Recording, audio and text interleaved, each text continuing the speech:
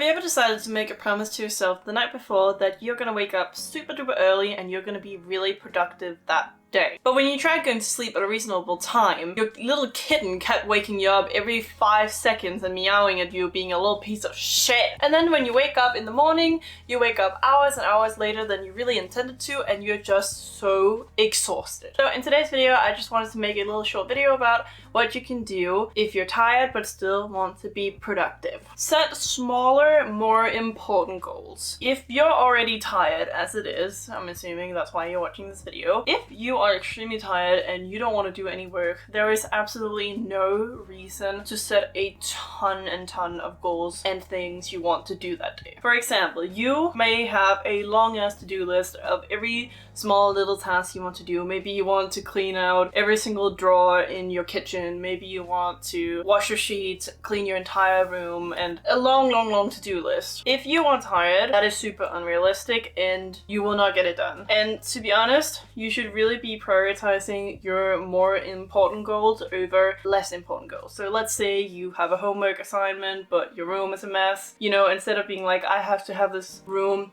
incredibly clean before I can start on my homework assignment, maybe you just set 10-15 minutes, depending on how messy your bedroom is or your spaces, and clean for those 10-15 minutes, and then you can start on the important task, and that's what you do for that day. Because you do have a deadline for your homework or maybe a YouTube video or whatever it is that you have to get done. So really, when you are tired, you need to be prioritizing your goals and lists for the day. And I'm really sorry if you can hear my cat. My cat is finding something she can play with. Wear comfortable clothing. You are already exhausted as it is. There is absolutely no reason to wear something fancy. Of course, this doesn't have to be something smelly and disgusting and that makes you feel awful. It can literally just be simple leggings and a sweater.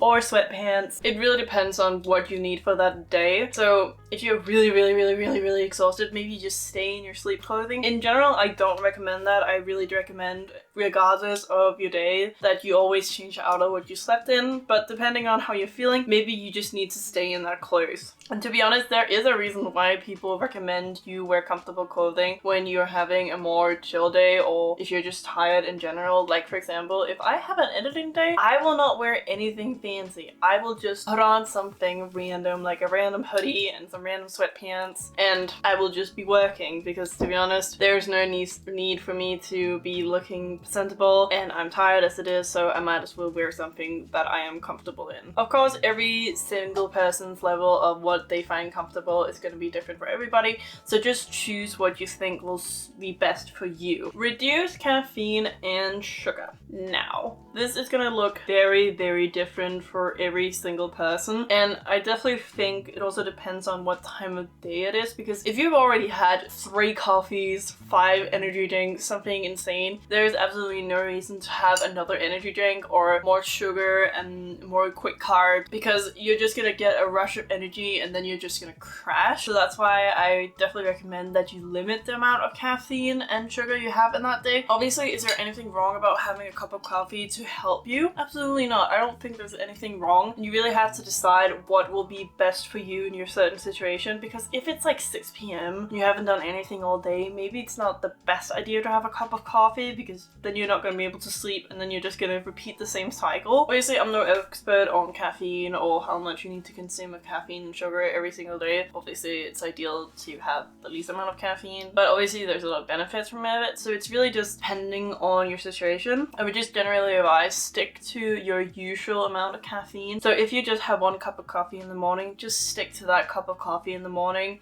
or maybe 1 energy drink. Now, I don't really recommend having an energy drink every single day, but sometimes that is just what is needed for you to be able to be productive, and that's fine. You just really have to listen to yourself, like, is this gonna benefit me of any sort, or will this just deteriorate my health? And obviously, again, with the sugar, generally I don't advise that if you are really tired that you eat a lot of things with sugar in it, a lot of unhealthy stuff, like unhealthy foods that's just gonna not make you feel good. Like, have your normal regular meals that's good and healthy and balanced for you, instead of snacking and having a bunch of sugar and whatever it might be, because you're just gonna get a sugar crash. And yeah, I just generally advise that when you're tired fuck that you eat a normal, healthy, balanced diet, because it's just gonna help you with your tiredness. This is probably gonna be my most important part, but I think music and white noise slash background noise is so important. For me, I used to be someone who would put on a lo-fi music and I would do my work. And for some people that works great. Now, depending on what I'm doing and depending on my mood, I might want music or I will want white noise or background noise. So when I like music, I don't really like lo-fi anymore because I associate it with like my morning routine and my nighttime routine as like chill time and not really work time, and I also think it's a bit too chill. But maybe this works great for you and you should definitely do that if that's what works for you. Music is obviously a very personal choice and you should choose what is most suitable for you. For me, I really enjoy putting on a playlist from a movie. I am currently really enjoying Pirates of the Caribbean playlist, and I also really like the Harry Potter soundtrack because they're just like hype, but there's no like, I'm used to it. Like, it really helps me put me in the zone of doing whatever I need to do. Like, it's a bit hyped up music and I think it's really great. But I also really enjoy white noise slash brown noise slash pink noise. I also use that for my chill times, evening routines, and when I just want to read or something like that. So obviously, I love brown noise, I love pink noise. They are my favorite. I didn't even know they existed until recently because, I don't know, I wasn't a big fan of white noise, but then I found brown noise and pink noise and I usually fall asleep to it. But it's also really great for studying if my mind is super cluttered. It's really also great for reading because it's just added sound and it just helps block out any background noise outside of my headphones. And it's just really, really great for working. And I also don't have to worry about music overlapping if I'm editing a video or something like that because it's just noise. And I also wanted to touch on another thing that's kind of music and also white noise, but in general, background noise when somebody is talking or doing anything really. So for me, this works sometimes and it really depends on the situation. I've definitely found that some mornings I really don't want to listen to music or white noise or anything really. I just want to put on like a Twitch stream or a movie or something I can listen to in the background while I get ready, and I think it also helps me stay awake. And sometimes that is exactly what I need to be productive. Like, I need that background noise. And I definitely think when you want to choose background noise, you choose something you're not that interested in. So for example, I really enjoy Twitch streamers where they're playing a game I am interested in, but I don't really know the Twitch streamer that well. So I'm just kind of like mindlessly listening to them. I'm not really fully listening to them. Obviously it can be a Twitch streamer you know very well. And I also think you can put on a TV show or a movie, and this is where you should pick one you've seen a million times because you're not going to be interested in the story because you already know what's going to happen. I do that all the time, especially with Harry Potter or something like that because they are my favorite movies. And I generally just use a mix of all three. It just really depends on how I'm feeling that current day. So just pick whatever suits you. And maybe you don't want any of this and you just want silence. Go ahead. Taking naps. Now there is the whole circadian rhythm thing. Like, we have a 24-hour clock, and when you first wake up, that's when you're most refreshed, and then like around 2-3 p.m, sometimes later for certain people, you get the most tired because it's the longest time since you've slept. I think we're all very familiar with the term afternoon slump, and regardless of if you are tired or not from the start of your day or when the afternoon slump hits, I think naps are a great thing. Because to be honest, naps are really just there for you to recharge. It's kind of the same as coffee or energy drinks, like you use them to recharge, but it's much more natural and really good for you because sleep will always be very beneficial for you. Taking a 20-30 minute nap is really going to be beneficial for you if you're really tired and really struggling to get any work done. Can you take a nap any time of the day? Yes and no. It really depends on who you are as a person, because if you can fall asleep within 5 minutes and have a 20-minute nap, I don't recommend having a nap at 8 p.m. I generally don't advise having a nap at 8 p.m. Really depends. Like, I really think that 2 to 4 p.m. window is really great, or even in the morning. Like, sometimes if you're really disgustingly tired, maybe you need a little quick nap depending on what you did that morning. So you definitely can take naps in any window time. It's just not recommended